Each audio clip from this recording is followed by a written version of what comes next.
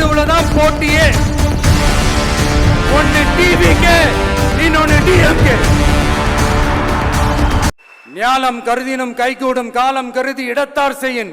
ஏற்ற காலத்தையும் இடத்தையும் அறிந்து ஒரு செயலை செய்தால் பூவுலகம் முழுமையையும் வேண்டினாலும் அது கைவசப்படும் என்ற திருக்குறளுடன் என்னுடைய நன்றி உரையை நிறைவு செய்கிறேன். பார்த்துக்கிட்டே இருங்க. அடுத்த வருஷம் இது வரைக்கும் தமிழ்நாடு சந்திக்காத ஒரு வித்தியாசமான ஒரு தேர்தலை சந்திக்கும்.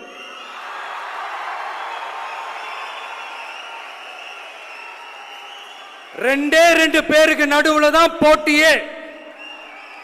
ஒன்னு டிவிக்கு, இன்னொன்னு டிஎம்கே.